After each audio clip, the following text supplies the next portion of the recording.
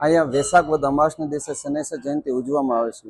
આજના દિવસે શનિ મહારાજને કોઈ પણ વ્યક્તિ શનિ મહારાજની પૂજા કરે છે તો એમને પૂર્વમાં કરેલા પાપ કર્મોમાંથી શનિ મહારાજ રાહત આપે છે। જેમ કે ઘણા લોકોને કોર્ટના કોઈ કાર્ય હોય અથવા ઘરની અંદર ગ્રહ કંકાસ થતા શરીર પીડા હોય તો એમાંથી એમને રાહત આપે છે।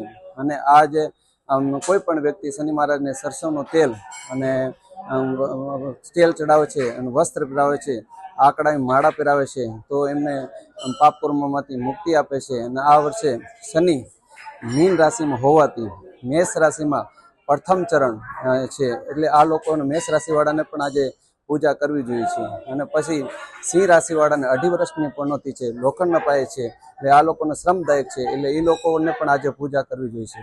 પછી ધન રાશિવાળાને પણ 2.5 વર્ષની પનોતી છે અને એ પણ પ્રિશ્મદાયક છે, એટલે એ લોકોને પણ આજે પૂજા કરવી જોઈએ છે।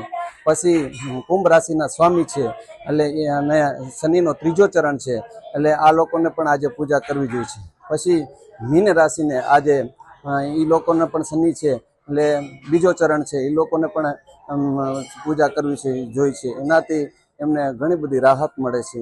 જય શનિદેવ। શાસ્ત્રીજી, કેટલું જૂનું મંદિર છે અને કયા કયા દેવસ્થાનો અહીંયા બિરાજમાન છે? અહીંયા છે ને આ જુબેલી 7 હનુમાન મંદિર છે।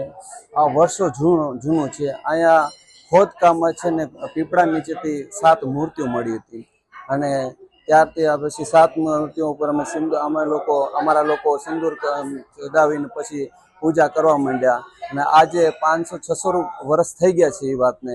અને પછી ધીમે ધીમે ઘણા બધા મંદિર થઈ ગયા છે।